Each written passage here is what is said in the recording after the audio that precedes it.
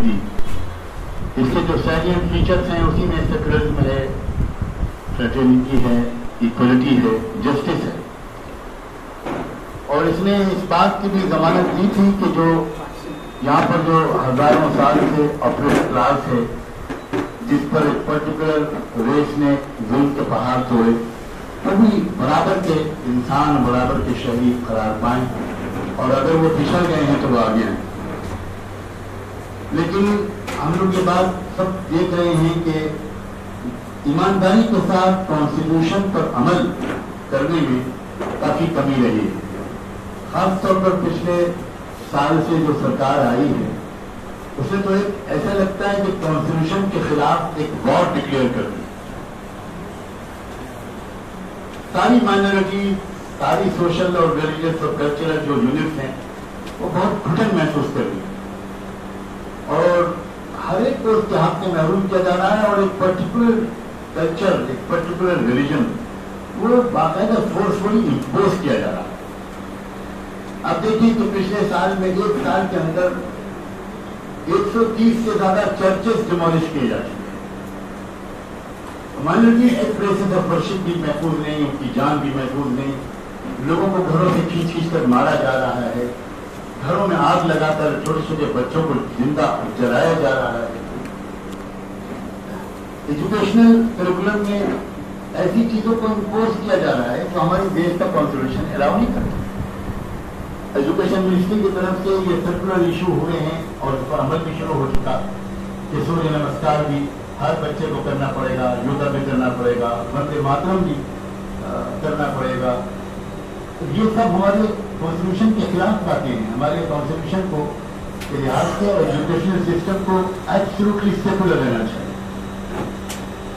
اور India Muslim personal لا board جو Indian Muslims کی اپیکس باڈی ہے، اور جتنی بھی مسلم بڑی آرگنائزیشنس ہیں ان سب سے مل کر، اور جو ایمیننٹ پرسنالٹیز ہیں ان سب سے مل کر یہ باڈی بنی ہے.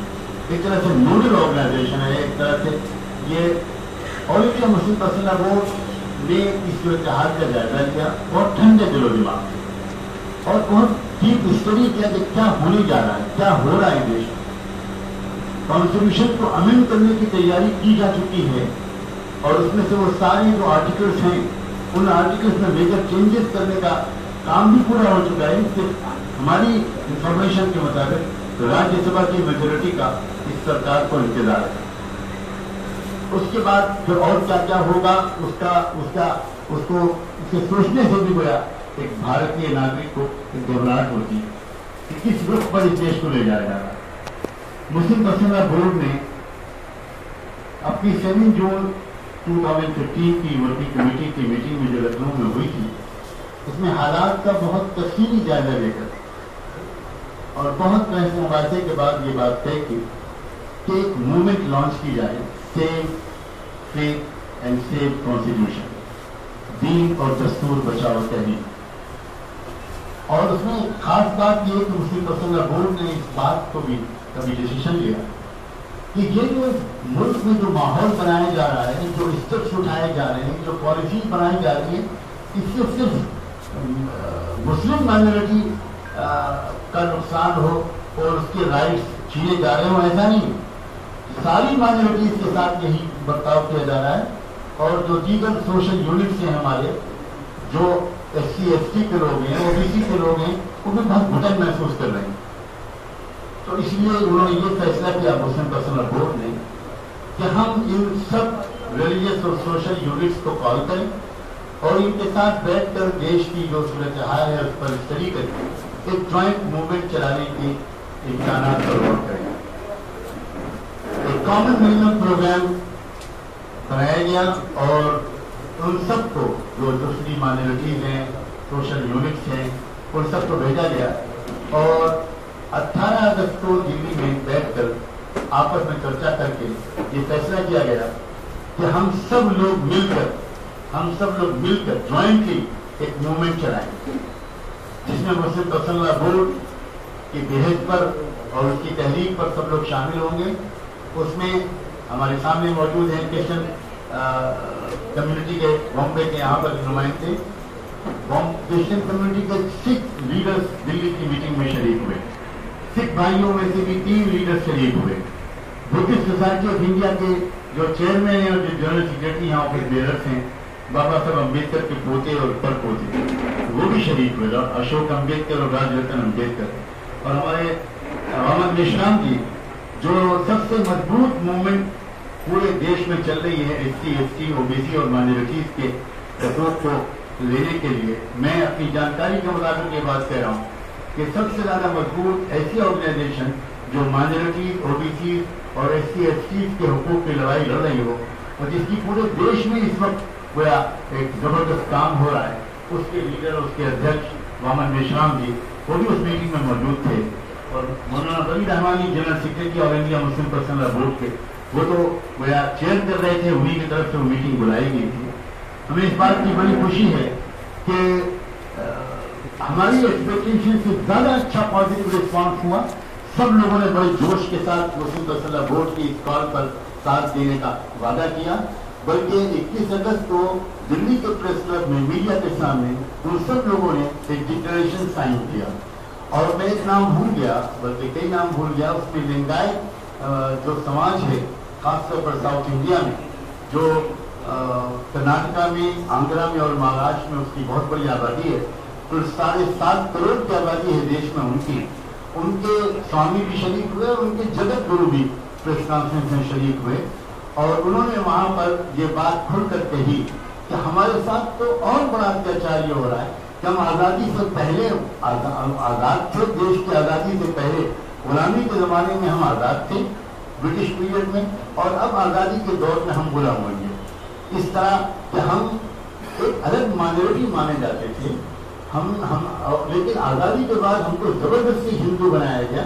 हम बार बार 60 बार दिल्ली सरकार से कांटेक्ट कर चुके, अपना लिटरेचर दिखा चुके, अपनी आस्थाएं उनको बता चुके कि हमारा धर्म तो 1100 साल पहले ये स्थापित ही किया गया था। वैदिक धर्म की ये जो जातियां थी उनके खिलाफ एक रिवोल्ट के तौर पर हमारा क्या ताल्लुक इस धर्म से, जबरदस्ती आप हमको हिंदू बना रहे हैं। ये बात उन्होंने खुलकर प्रेस के सामने भी कही।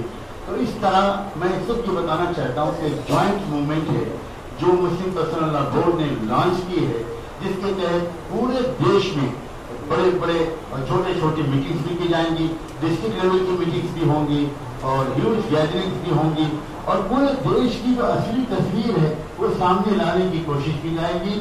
हमें पक्का यकीन है, हम ग्रास रूट के लोग हैं, जमीन से जुड़े हुए लोग हैं, गांव गांव में काम करने वाले, अनेक समाजों से ताल्लुक रखने वाले लोग हैं। हमारा पक्का यकीन है कि देश की जो ओवरवेलमिंग मेजोरिटी है आज भी वो इंसाफ को पसंद करती है, शांति को पसंद करती है। अलग अलग तरीके पर इसके जो एफर्ट्स होते रहे हैं उसको जारी रखते हुए मिलजुल कर एक कोशिश करना और एक तहरीक को लॉन्च करने का फैसला किया गया है। और इसमें हम खासतौर पर मुसलमानों से ये बात कहेंगे, इस तहरीक में हम मुसलमानों से कहेंगे कि सच्चाई को समझो, हम कि तुम्हारे ईमान को छीनने की और तुम्हारे अकीदे को खराब करने की एक बहुत सिंसियर साजिश रची जा रही है।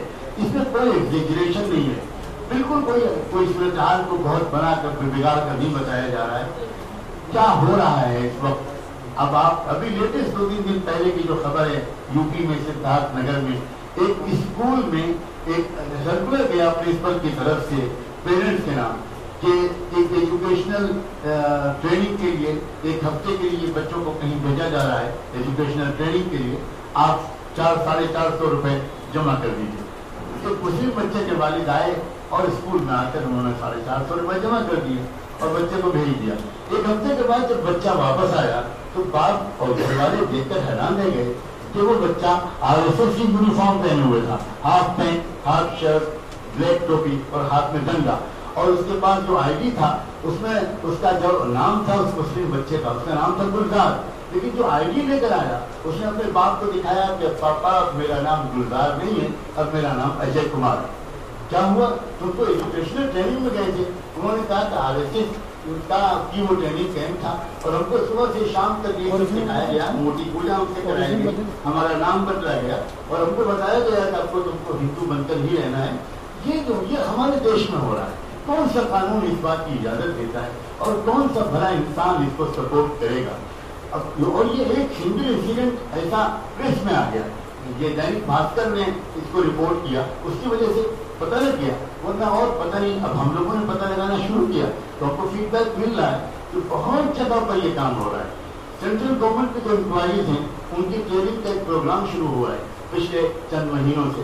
مجھے 50 سے زیادہ اب تک میرے دوست جو سینٹرل گورنمنٹ کی مختلف ڈپارٹمنٹ میں سروس کرتے ہیں، انہوں نے بتایا کہ ہم کو اپنی ڈپارٹمنٹل ٹریننگ کم دی جاتی ہے، ہم سے یوگا کرایا جاتا ہے، ہم سے سوریہ نمسکار کرایا جاتا ہے، ہم سے وندے ماترم پڑھوایا جاتا ہے، ہم سے یہ کرایا جاتا ہے، وہ کرایا جاتا ہے۔ تو یہ گویا اب یہ بات کوئی ڈھکی چھپی نہیں رہی ہے۔ اور اگر یہ پریس کانفرنس 3-4 مہینے پہلے ہو رہی ہوتی، 2 مہینے پہلے، تو شاید مجھے اور بھی کچھ انسیڈنٹ آپ کو بتانے پڑتے، یہ بتانے کے لیے کہ دیش کہاں تک پہنچ چکا ہے۔ اب تو حالت یہ ہے کہ دیش ہر طرف سے چیخ رہا ہے، پکار رہا ہے۔ ہم کتنے سویلائز لوگ، کتنے پڑھے لکھے لوگ، کتنے رائٹرز، کتنے انٹلیکچوئل، کتنے ہسٹورینز، کتنے فلم انڈسٹری کے لوگ، کتنے even reserve bank of India کے ڈائریکٹر جنرل کو بھی کہنا پڑا کہ یہ دیش غلط رخ پر جا رہا ہے، اس رخ پر جائے گا تو اکنامیکلی بھی یہ دیش ترقی نہیں کر سکتا۔ ہم اس دیش کے خیر خواہ ہیں، اس دیش کی مٹی میں پیدا ہوئے ہیں اور شاید اسی دیش کی مٹی میں ہم کو مرنے کے بعد بھی رہنا ہے۔ ہم اس دیش کو تباہی سے بچانے کے لیے اور ہر مائنورٹی کا اپنا ریلیجن، اپنی سنسکرتی وہ محفوظ رہے، تاکہ جو گنگا جمنی تہذیب اس دیش کی بیوٹی ہے وہ گویا باقی رہے، تبھی دنیا کی قیادت اور دنیا کی لیڈرشپ کا حق